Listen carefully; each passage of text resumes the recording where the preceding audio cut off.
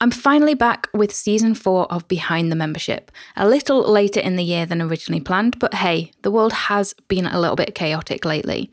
I'm kicking off season 4 with an excellent episode though from the one and only Warren McPherson, all about his membership site Piano Lesson with Warren, a membership entirely focused on helping people to play gospel piano. Warren started off his business by selling low-cost courses and gradually transitioned to a membership model after realising it would be a better approach for him. However, he quickly discovered a membership wasn't quite as simple as just putting everything behind a paywall and really began to focus on how he could improve his retention as well as attract a continual stream of new members. So in this episode, we're talking about how Warren made that course to membership transition and how the membership model has impacted his life as a result. We're also talking about why he wishes he'd grown his team earlier, how he has played the long game when it comes to audience growth, amassing an impressive 105,000 YouTube followers alone, and how he's tackling the challenge of retention. Plus so much more. So let's dive in. Welcome to Behind the Membership with Callie Willows. Real people, real stories, real memberships. Today, I'm joined on the show by Warren McPherson from Piano Lesson with Warren. Thank you so much for joining me on the show today, Warren. I'm really looking forward to talking with you about your membership. Thank you for having me. It's great. To get us started, could you tell us a little bit about the membership, what it offers, who it's for, that kind of thing? So Piano Lesson with Warren is a gospel music training membership. I basically cater to people who want to learn gospel Christian music and play for their church or play at home. So that's basically what we do. We teach piano lessons only, and we teach only by ear. So I don't do any form of notation teaching. It's all about being able to sit at the piano and just vibe. Oh, I love that. And I love that you focus specifically on gospel piano as well. And, you know, it's music lessons, I think, are kind of getting to be quite a crowded market online now. I think there's so many competing sites that I think having that kind of really specific niche helps you stand out quite a bit. Were you always so niche, or did the gospel aspect come a bit later? Yeah, so I, like probably most people, I started out doing everything because I studied music professionally in college. That's what I have my degree in. So I play multiple genres of music: jazz, pop, rock, blues. My degree's in classical piano performance, so I can do that. And I started out trying to please everybody, you know, and then I keep hearing, you know, the what do they call it? The money's in the niches, or something like that. But also, I realized that it was hard trying to create content for the different people. And so I basically just sort of asked myself, if there was one style of music that I would get up and play every day, which one would it be? And gospel was it. So I'm like, all right, going forward, that's what I'm going to do. The channel, YouTube channel, is just going to be all about gospel music, everything. And it was an easy transition for me because I grew up in the church. I'm the music director, choir director for my church. So it wasn't a hard transition, and it definitely made life a lot easier. Awesome. And then, so it sounds like it's been much easier for you to kind of attract the audience you want that way as well, having that really specific focus. Yeah, I also realized that it was an underserved community. I mean, you go on YouTube, you type in piano lessons, and just everything about pop and jazz and rock. Not a lot of people focusing specifically in gospel. When we talk about gospel, I'm talking more about like Southern style American gospel, which is more bluesy, rootsy, you know, African American descent. A little bit different than contemporary Christian music, which is a huge thing nowadays. So I just wanted to focus specifically on that, you know, the Southern style gospel from the US.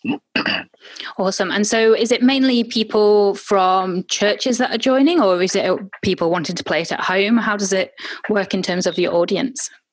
So surprisingly, which I've found out lately, is that I'm attracting people from outside of the gospel community. Oh, wonderful. People coming from the classical world, but they've always wanted to acquire that gospel sound. And so they don't necessarily, some of them don't even go to church or play for a gospel church, but they like the sound.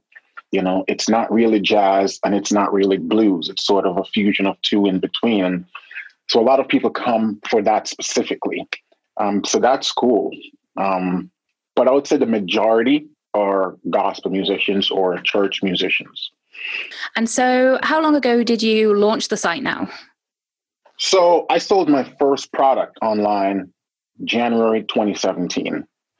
And I sort of stumbled onto YouTube about 2014, posted a few videos, and it was just mainly to promote myself locally as a piano teacher because I was teaching locally in homes, created some videos, put on Facebook, YouTube, just to promote myself locally. And then I just stopped.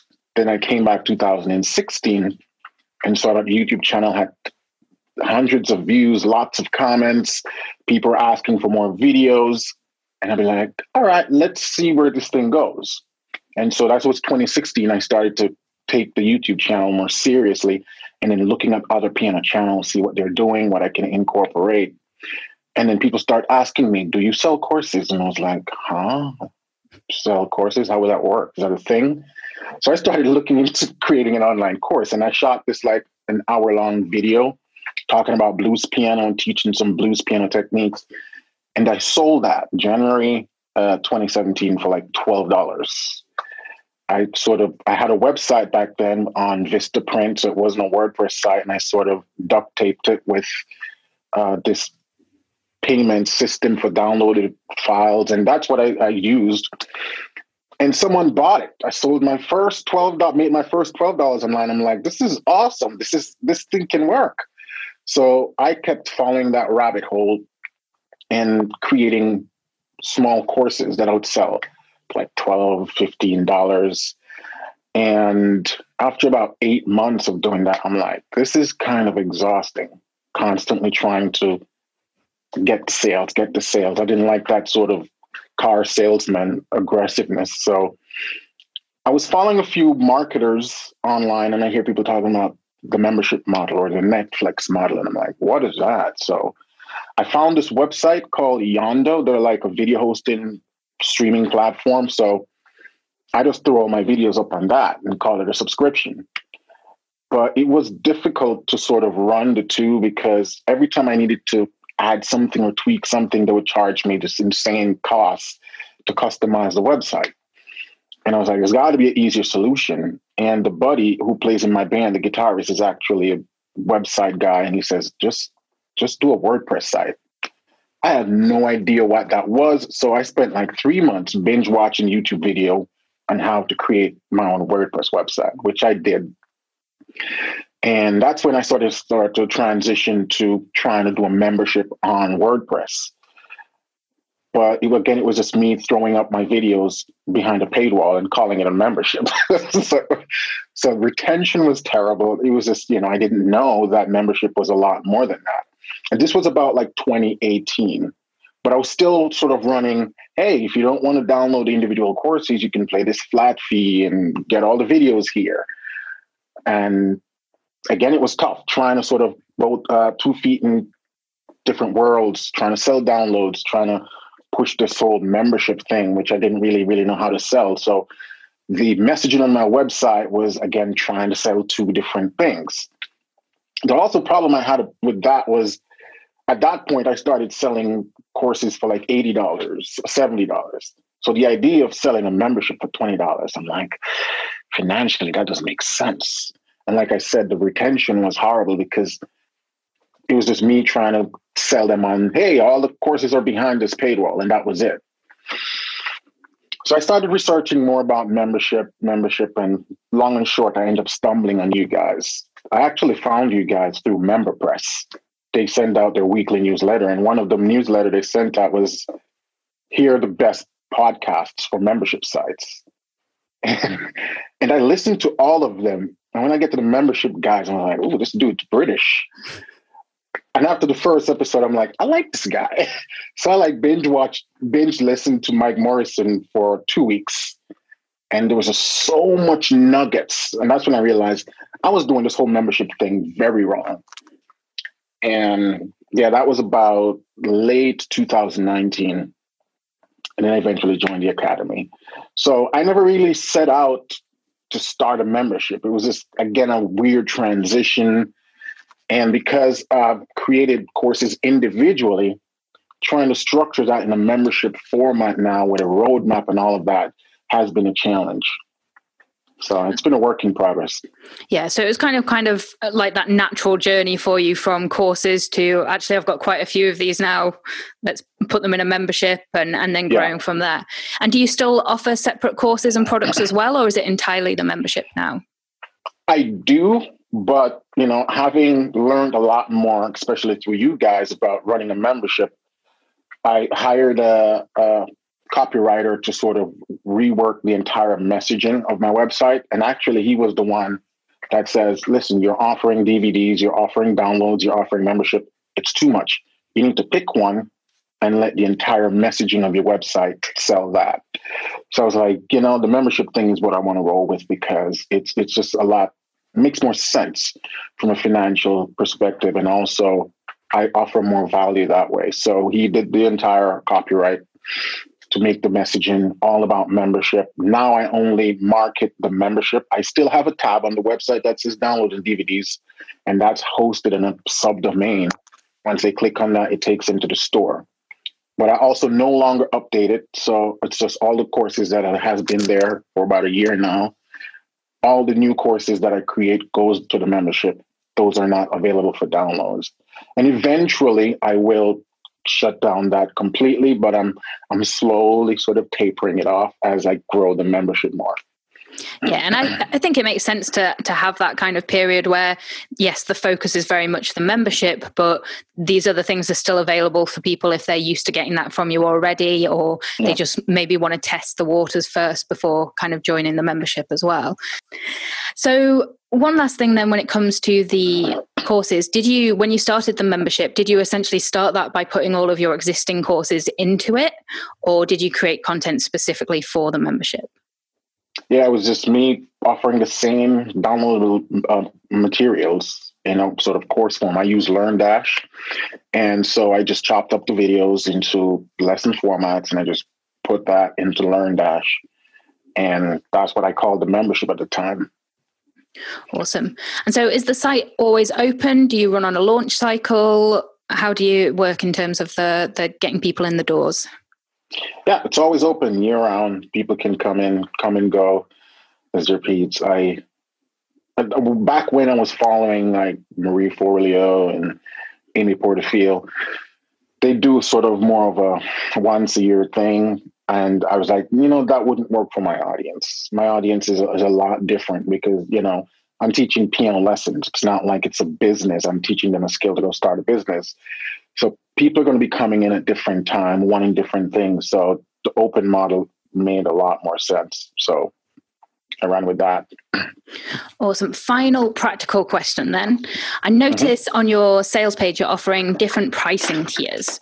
So what made you decide to do that? And have you found that having those, I think it's 3 tiers, I noticed that you have, has worked well for you? Yeah, initially when I started the membership, I think it was just I started with one tier, $20 a month, and that was it. And, it was actually one of Mike Merson's podcasts that had got me thinking about multiple tiers. It's, being what do you call it, price anchoring. Yeah. So I was like, okay, I need to experiment with that. And after sort of speaking on a couple of my competitors, I realized that some of them were doing like $40 a month, $37 a month. I'm like, and I'm doing 20 now. I need to up the game, because I sign up for some of their memberships just so I could see what they offer. And I'm like, in a lot of cases, I'm offering more value. So I need to up my price. But then I know that a lot of my customers wouldn't be able to afford the $37 a month, which is what we settle on now. So I did the 27 and a 37. And it's basically separated by content. The 37 is the all access, you get everything. The 27, certain contents you don't have access to. But I would still get people say they can't afford the 27 a month. So I said, okay, let's just shoot for $10 a month. And, you get just basic contents and so on. And then I decided to offer the annual version of each of those plans. So I basically have 6 plans, and it works well, so a lot of people sometimes just who wants to test, they'll come in at the basic for $10, and then they'll just keep upgrading till they reach all access when they see what they're missing. And so that's been a great idea.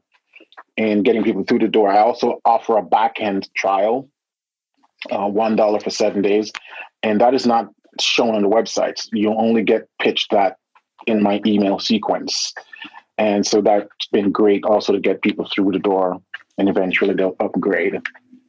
Awesome. Yeah. So which is the most popular tier of your pricing then?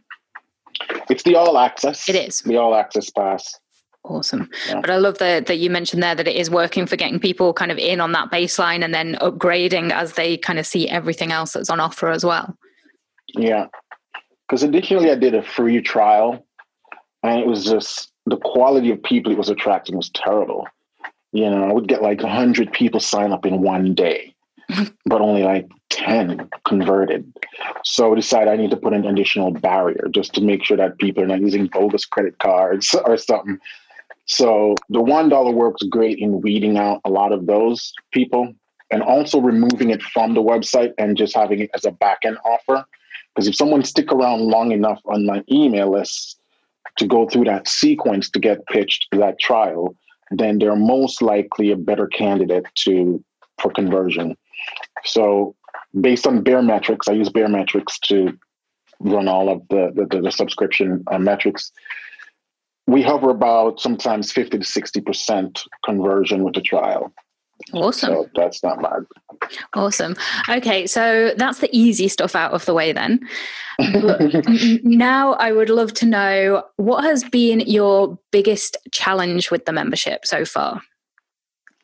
The biggest challenge continued to be retention for me. That has been a thorn in my side from the beginning. The beginning, my retention was terrible because I didn't know how to run a membership. I had no community. I had no roadmap. I had no onboarding strategy. You know, there was no gamification, none of that stuff. So once I learned about those things to help with retention, my churn went down significantly. So now I have a sort of roadmap that I'm constantly tweaking to make better, because my membership is sort of split up into 3 sections: beginner, intermediate, and advanced. So I sort of try to create a roadmap for each of those skill levels, which is difficult. And then we have a nice onboarding that sort of walks people through what to do when they get started, all of that, getting them on the right path.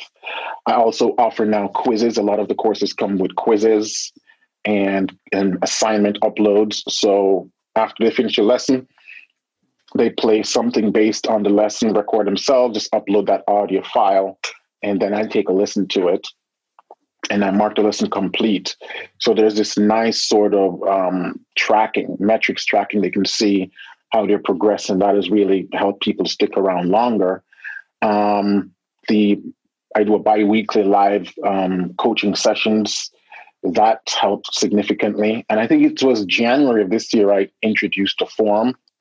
I use IP board also with you guys, and that's been great. But my churn still hovers around 15%.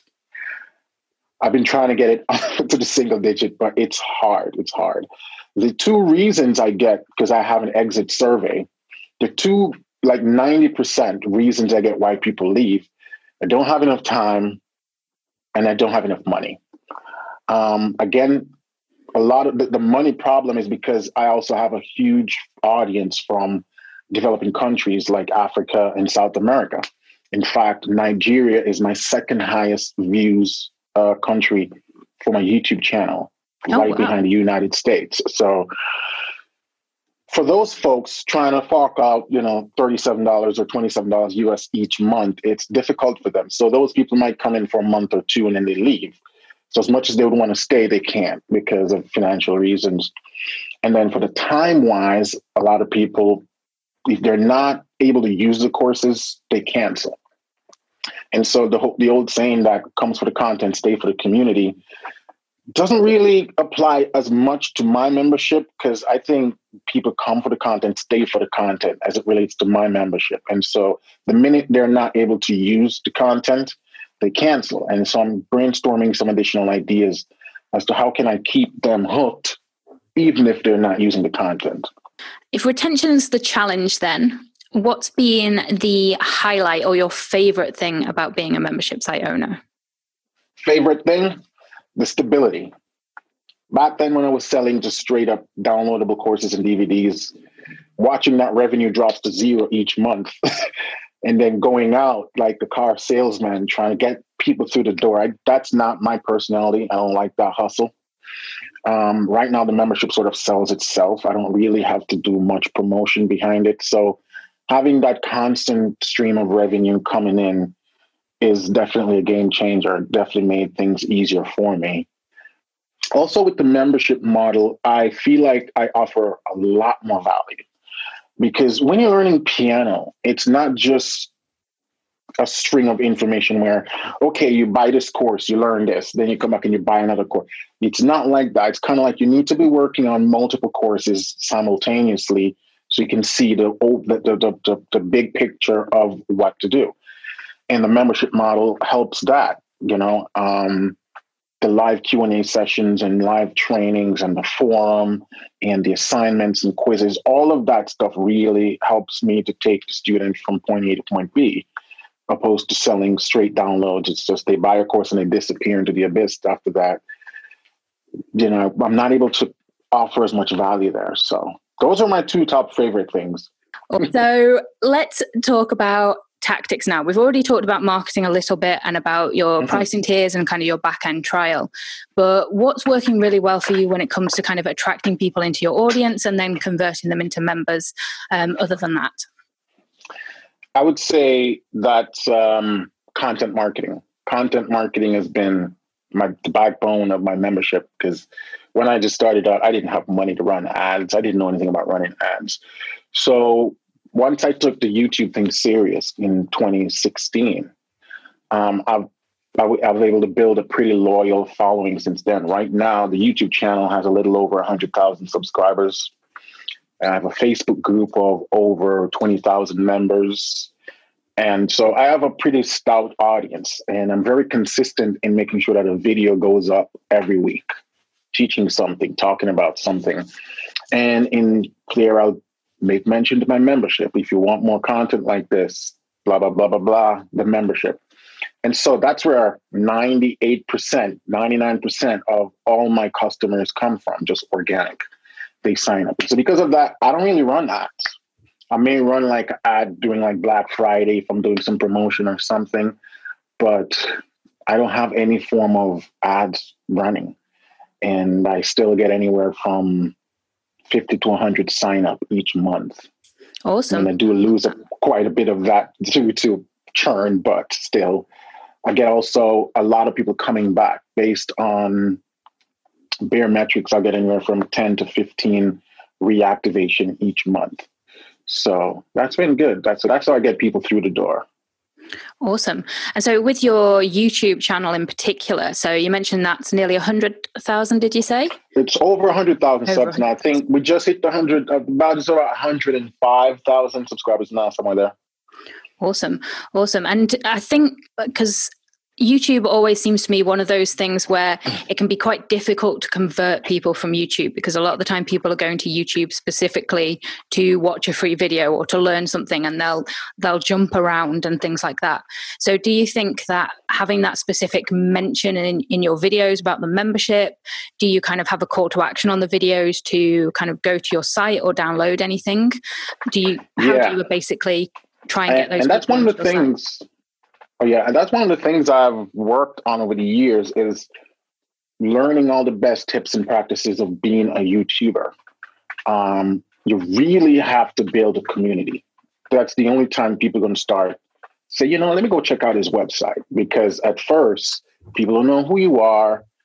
And you're just another talking head on YouTube talking about piano. Because there's a lot of channels out there giving great content away for free. And so you're competing with that. And so really building this affinity and loyalty with your customers, the consistency of being up on YouTube every Wednesday, I post, just giving away free advice and content.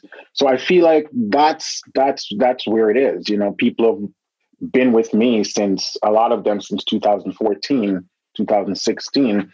They've seen, I've grown with them. And so at this point, I know a lot of them by name. They know my name. They know where I live. They've seen my son. I have an 11-month-old son.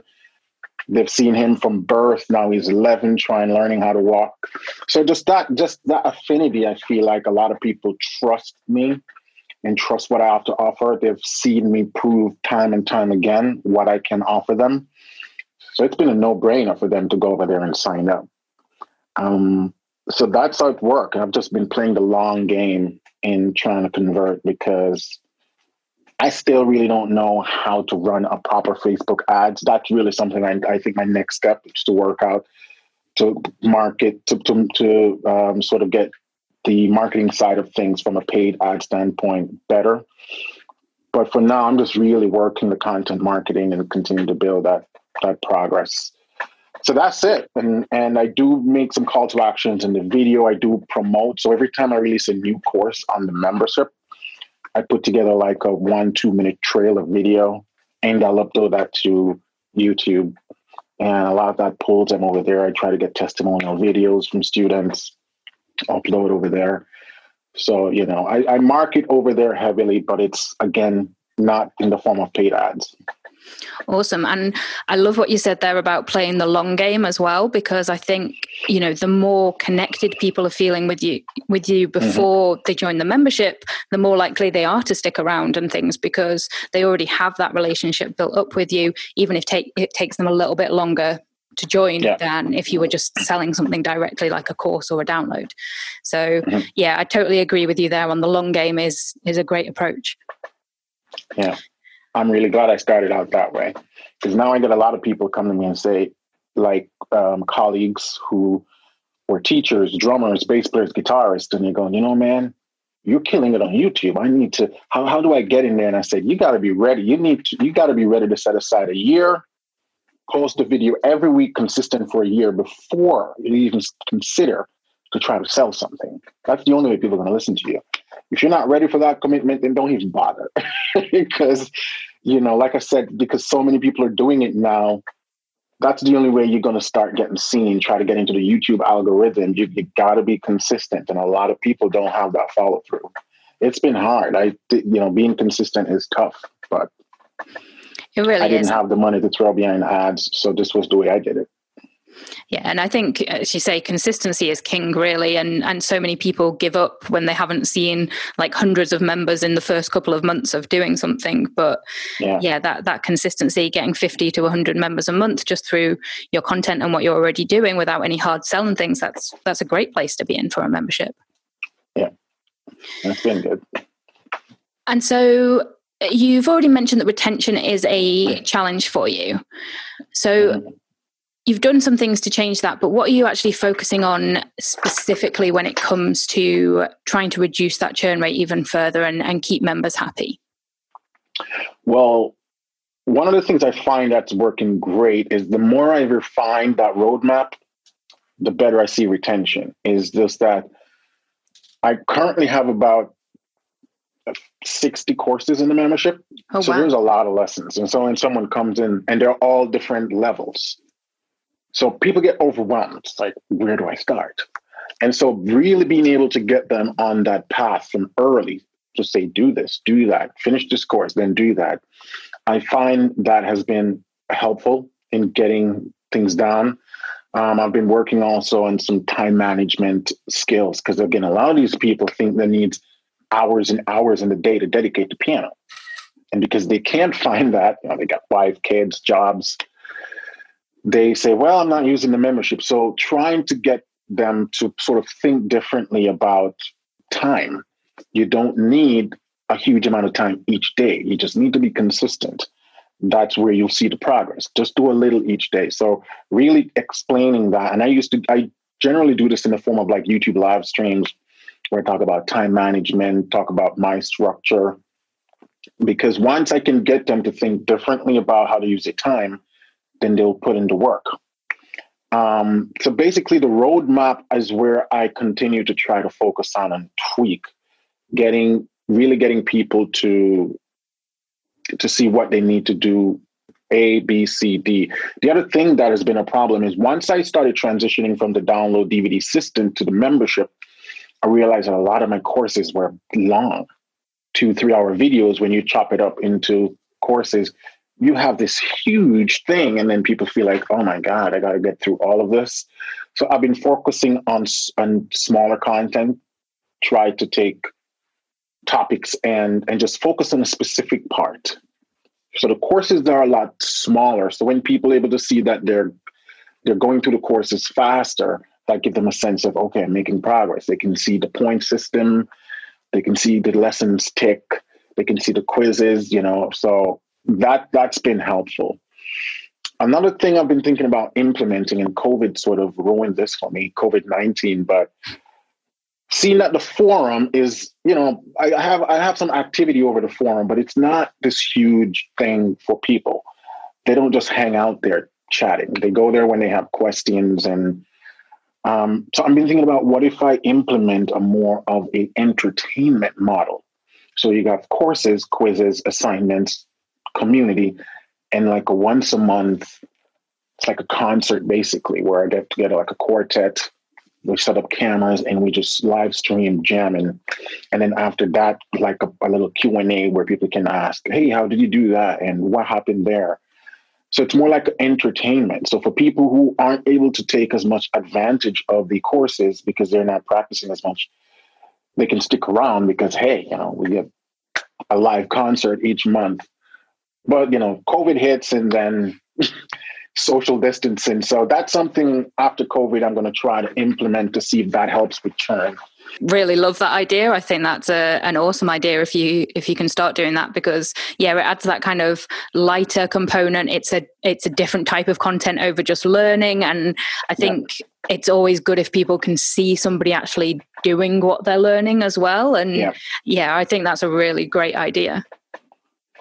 Yeah, so that's the next big thing to try and implement. And so you've mentioned content a few times there. So are you regularly releasing new content into the membership? Do you have kind of a fixed structure and routine, or are you mainly kind of pointing to existing resources now? So the structure and routine has been a struggle for me. I've been hearing about content calendar for like a year now. Every time I try it, 3 to 6 months, I veer away from it. So I try to release 1 to 2 new courses each month. And that goes alongside with my bi-weekly live coaching sessions. Each of those sessions are usually like an hour and a half. And I started off doing that as just a straight up Q&A. People come ask questions and I'll demonstrate live on the piano, showing them how to solve the problems. And those were okay, but a lot of people weren't showing up. So I decided to make them into more coaching sessions where I pick a particular topic and I say, this is what I'm going to teach this week. And a lot of people have been showing up more for those. So I'm running with that model. But also as it relates to the structure of my course, I offer song tutorial breakdowns. That's where I take popular gospel songs and I show them how to play them. And then I offer courses. So these are more like theory, ear training, technique, sort of isolated exercises and information. And then the song breakdown is where they get to see how all that comes together. So those are sort of the two formats of my content alongside with the live trainings. Awesome. So you're putting out a fair amount each month, it's fair to say, between the live calls and the content. Yeah, and the weekly YouTube videos. So a good 70% of my month is dedicated to just content creation. Okay, so that brings me nicely to my next question then, which was going to be kind of what kind of tasks do you find you're focusing on a daily or weekly basis for the membership? Because you mentioned before you've got more time now that the membership is the main focus, but it does sound like you're doing a lot of content creation in there as well. Yeah, so a typical day for me would be, I don't usually start working till like noon. I go to bed late. I go to bed most night at like 1 a.m. Then I'll roll out of bed at like 9 and I spend the next 3 hours or so with my son. We'll go for walks, we'll hang out, we'll watch TV. And then at like noon, that's when I'll start to work. I generally start with emails and social media. Because I can't think straight until I do those things. I get distracted. So I'll jump into the emails, and I have a VA that helps with that, does a lot of the emails for me, but the ones that require my personalized response, I'll deal with that, responding to emails, the website, the forum, responding to messages there. I get a lot of YouTube messages and comments, Facebook messages, comments, Instagram messages, comments. So I'll spend like an hour or two just doing all of that. And then I'll jump into content creation. So this involves transcriptions. So if I'm teaching a new song, put on my headphones, sit around my keyboard, and I'll start to transcribe the chords. Because again, my thing is all about playing by ear. So I will transcribe all the chords, all the chord progressions, stuff like that, and start working on the script of the course, the sort of layout, the structure, what I want to do, how I'm going to do it.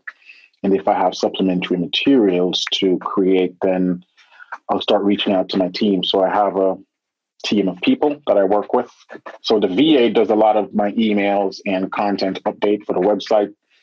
She does some social media posts because I use Meet Edgar to do all my Facebook scheduling and stuff. So she handles all of that. She's from Jamaica. Then I have a guy from out of Colombia that does all my transcriptions. So when I sit and I play stuff on the keyboard, I record that in a form called MIDI. And I send those MIDI files to him, and he convert them into beautiful scores, music scores, sheet music. So he's from out of Colombia. He does all of that for me. And then I have a guy from out of Baltimore that creates all my beats and backing tracks. Oftentimes I create tracks for the students to practice along to like band tracks, and he creates those for me. So, and I recently brought on a graphic designer from out of Israel. It's weird. All my team are international, and he does a lot of the graphics, starting to do some of the graphics for me, thumbnails for videos and stuff like that. So those are what I spend my days doing. Awesome. And so with your team, when did you start bringing people on board to help you? Did you kind of start growing that team as soon as you started the membership, or is that something that you've gradually done? Well, that's one of the things I wish I did earlier, bringing on help. But I was always convincing myself that I don't have enough money to hire people, because I just always thought it was just going to be this huge amount of money to get people to do stuff. So for the longest time, I was doing all of that myself, which was extremely tiring. The first person I brought on was actually a developer, because my website is like 30% customized. I've gone way beyond the standard operation of LearnDash and MemberPress. I've had him customize a lot of features, because with my tiered plans, one of the things I offer with my all access pass plan is the ability for users to download 3 video lessons a month. And so I needed to make sure that after 3 videos, that button becomes inactive and the other memberships can't see that button and all that stuff. So I've had him done some crazy customization on that. So I brought him on first, and I realized, he's from Pakistan. And so it wasn't that expensive to have him. And then the email thing was getting out of hand. So I brought on a VA from out of the Philippines, and she was with me for like a year, but then things didn't really work out. So I hired a VA from Jamaica. So she does a lot of that.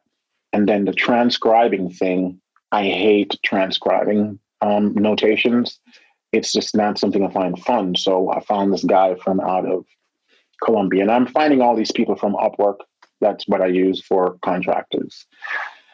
So then once I realized that, it's not that expensive to get these people, because none of them work for me full time. It's more of a as I need you basis, which is basically every week I need them.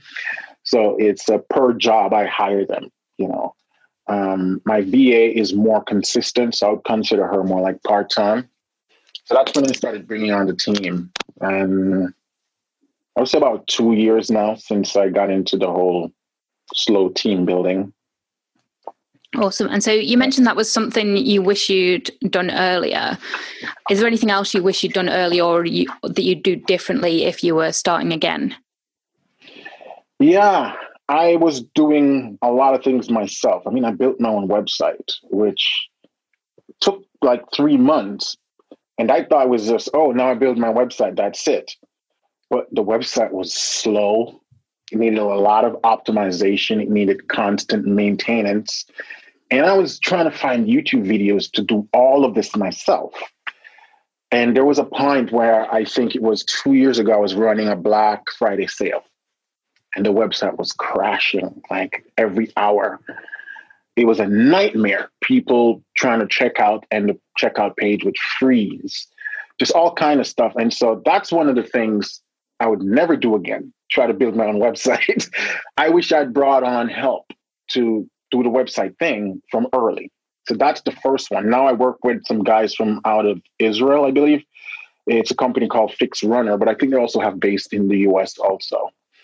And they do all the website maintenance, go in, clean it up each month, make sure everything's working nice, security. And so they do that now. And they also do any minor fixes that I need. And my developer that does the customization, like I didn't know that it was possible to do all of that. I thought, well, this is what the plugin does, so there's nothing else I can do. And then I realized that, oh no, you can make the plugin do anything you want it to do with some custom code. So I brought on the developer. I wish I brought on the guy to help with the score transcription. My VA should have been there from the get-go, because at one point I was spending like 3-4 hours just emails, and I was exhausted trying to do all that email. So I wish I brought on a team earlier. And the last thing I wish I did earlier was to seek professional help in running a business. Like I said, when I started, I just do a bunch of videos behind a paid wall and call it a membership, which was terrible. So I wished I found like the membership guys when I was just starting out, because I honestly felt I would have been further ahead had I known this, because so many things I was not doing or I was doing wrong trying to run a membership. So I would have sought professional help a long time ago. You know, it's weird. Once I found Mike Merson's podcast, I stopped following everybody else. I unsubscribed from email lists, all the gurus. I was like, don't need y'all anymore. Because I realized that running a membership and running an online business might seem like very close, but they're not. Like running an e-commerce store selling digital downloads and running a membership requires very different marketing strategy, very different sort of email strategy. Everything is different about that. And a lot of the gurus that I was following, while they had very good information, you know, and they're very big name people, the information they were giving me wasn't applicable to running a membership. And so I was just like, how do I piece this together? It's like, I don't know. I understand what they're saying. It sounds fabulous, but I don't know how to make it work for the membership. So yeah, I stopped following everybody right now and just listen to you guys. I think that's such an important point though, about it's easy to kind of listen to all the online business stuff and things, but there are quite a lot of differences with memberships. So yes, you can kind of find ways to make that work for you, but there is a lot of big differences, as you said. And so overall then, what impact would you say having the membership has had for you so far over the last few years? Wow, it's made life easier. There was a time I was working like 12 hours a day. I was teaching locally. I teach in-home piano. And, you know, I was teaching like 6-7 students a day. Then after that, I'd go to band rehearsal. Then I'll have a gig in another state. I'll have to drive 2-3 hours. You know, it was very hassling. I had like 4 different revenue streams, but it was all trading time for money. And so once the membership grew to the level where I was like, I don't need to be doing any of this anymore. So once I quit that, I realized just how much more time I have in the day. So now I probably work 5 hours a day, you know, and just spend the rest of the day hanging out with my son or my wife, watching TV, going for walks, hikes. And so I've regained a lot more time in terms of my life. And I realized that I'm offering a lot more value to thousands of people around the world. I'm really able to take people from point A to point B, which is a fulfilling feeling to know that I can be changing so many lives across the world while only working a few hours a day. So those are some huge impacts. So now I don't do anything else besides the business, the membership. I've quit the band this year, and I was always going to quit, but COVID sort of sped that up. You know, after the COVID, it was like, all right, guys, I'm out. No more band for me. And I quit teaching in-home lessons from last May. So, because my son was born last July, so I wanted to spend like the first 4 months just not even working really. So I quit all of that stuff. So the only thing I sort of do right now is the church. I'm still the music director there, which is a paid position. But that's also because being a membership site owner about gospel music, being in a church and still functioning in that capacity as music director makes more sense, because it definitely builds authority there. And so that's just sort of the only two things I do now alongside the membership. I love that. And I love that it's enabling you to spend so much time with your son, especially while he's so young and growing as well. My wife was able to quit her job 2 years ago. Oh, awesome. Because we realized that revenue-wise, she didn't need to continue working. So she quit 2 years ago, which was great because, she was able to stay home for the entire pregnancy. Now she's able to stay home with the son, and now she's in the progress of thinking about starting a business on her own. So I'm like, that's a great idea, So the fact that she was a nurse, and I'm glad that she quit so she don't have to deal with none of this COVID-19 stuff. So that's awesome now that she's thinking about creating her own business, So it's great that I was able to create something that gave us the financial freedom to make all the decisions. That's partly why now we're moving to Florida, because I've always wanted to head back south, but the fear of that I'll have to go there and try to start a new client base of students and find gigging opportunities with bands. Now the membership, I can live anywhere. So I'm like, let's go back to Florida. So that's been great. Yeah, I really love that. And so if someone is listening and thinking of starting a membership site, what's the one tip that you would give them to help them get started? Starting from scratch, especially if you don't have any experience in running a business or creating online courses and stuff like that, I would say y'all just go sign up for the academy. Sign up for the membership academy straight up, because it's going to save you years and years of stress. Had I known about this thing, because I didn't know about you guys, had I known that this platform existed, I would have dove right in, because there was so much trial and error. And like I said, I spent months and weeks just trying to figure out some fairly simple stuff, because I just didn't know that there were resources for it. And again, I convinced myself in the early days that I didn't have the money for these things, not realizing that these are investments. Like, investing in these things are going to give you the returns to grow your business a lot faster. So I would say just invest in getting that guidance and help. And then once you start to produce enough revenue, you can start thinking about building a team, because that comes later. But first, just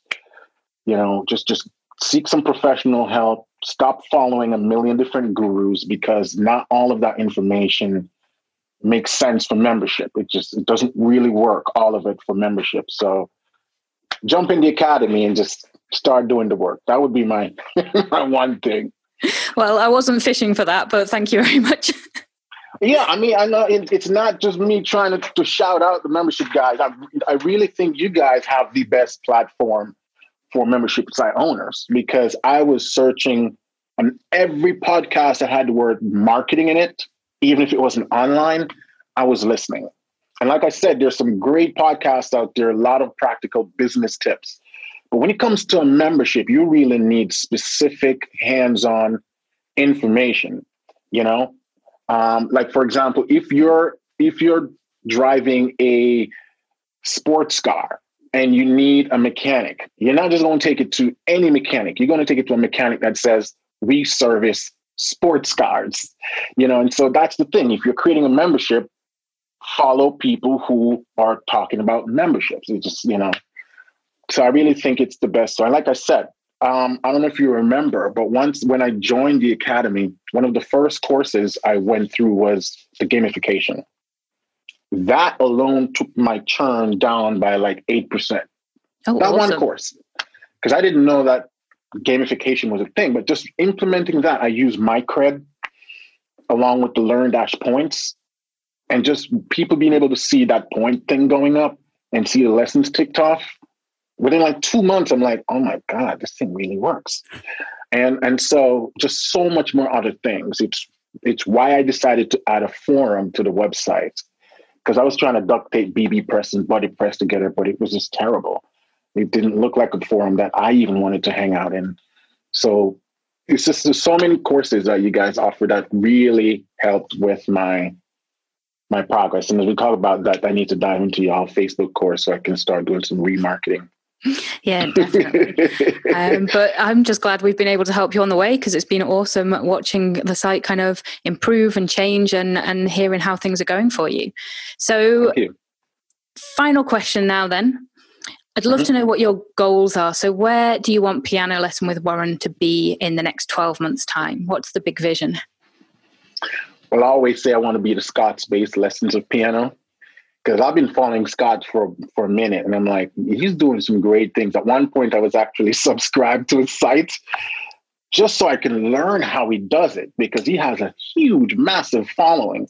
And I'm like, I didn't know that bass players could do this stuff. So yeah, I would love to be the versions of what Scott was able to create. I want to be the sort of dominant figure as it relates to gospel piano in the online space. Even though I'm not the first to create a gospel piano website, there are others that have been online. There's one in particular that's been online about 15 years now, and they're doing pretty good.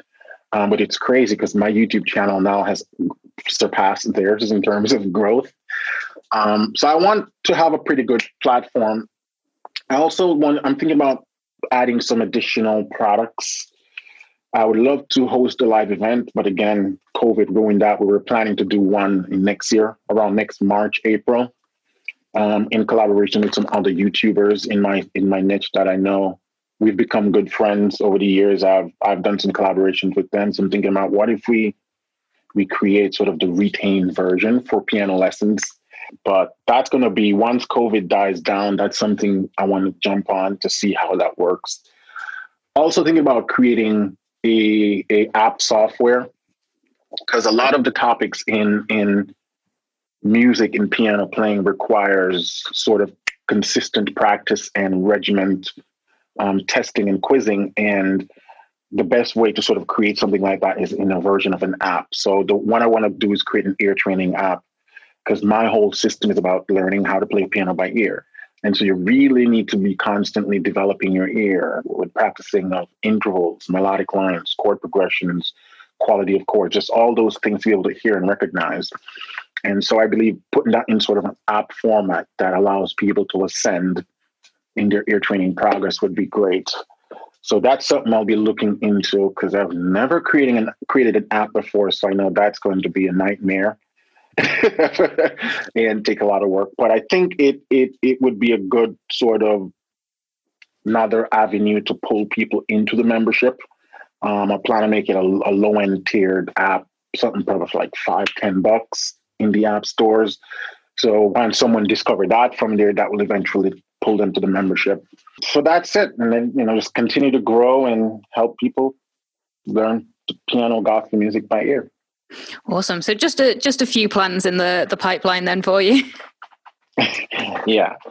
And honestly, wherever it takes after that, I'll go. One of the things I noticed with a lot of the other membership for music is that they do sort of the instructor model, where they have 10, 15 different piano instructors.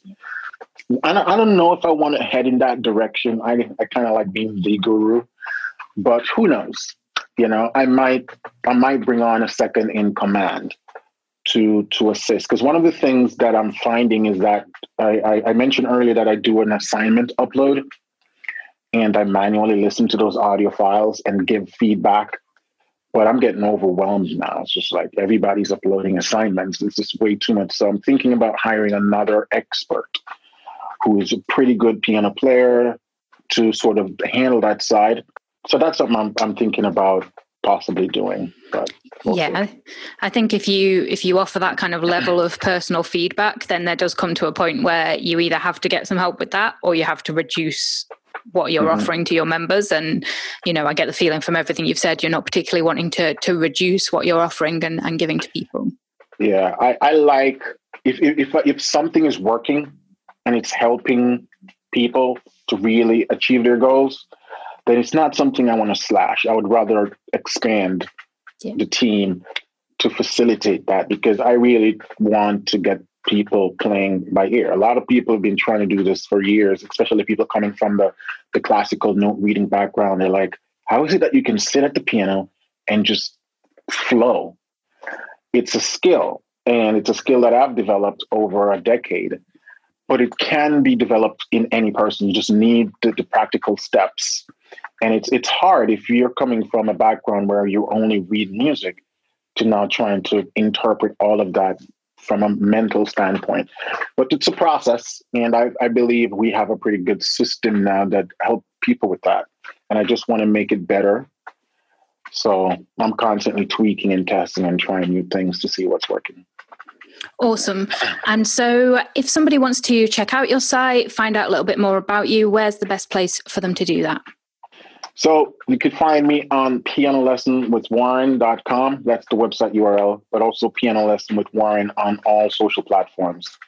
Mostly Instagram, YouTube, and Facebook. I do have a Twitter, but I don't use it because I don't think my audience hangs out on Twitter. So that's the best place to find me. Awesome. And I'll put those links into the show note to make it really easy for people as well. So thank you. Last thing I want to say, though, is just thank you so much for joining me today. It's been a pleasure talking with you. I feel like there's lots more things that I kind of want to ask, but I'm really looking forward to continuing to watch your membership thrive over the next few months and years as well. It's really great seeing what you're doing. Thank you. It's definitely been a pleasure having me on. And, you guys know that you have a customer in me for life. So I'm always be hanging around. Oh, thank you so much for joining me. That's it, folks. Thank you once again to Warren for joining me for this episode and sharing all about his membership journey. If you want to check out what he's doing, then be sure to head on over to pianolessonwithwarren.com or check out the links in the show notes over at themembershipguys.com/BTM33. I particularly love that the membership model has allowed Warren to work less and spend more time with his young son, and that it has even allowed Warren's wife to leave her job, meaning that they all get more time together as a family and that they can move to a new state, something that didn't seem like an easy move for them before the membership. At the end of the day, that flexibility and that ability to spend more time with family while still having financial stability is really what having a membership site is all about. So, what was your biggest takeaway from this episode? Let me know over in the free Facebook group over at talkmemberships.com. And if you'd like to pick up the transcript or show notes, then head on over to themembershipguys.com/BTM33. Thanks once again to Warren, and thank you for listening. Join me same time, same bat channel next week for another episode of Behind the Membership.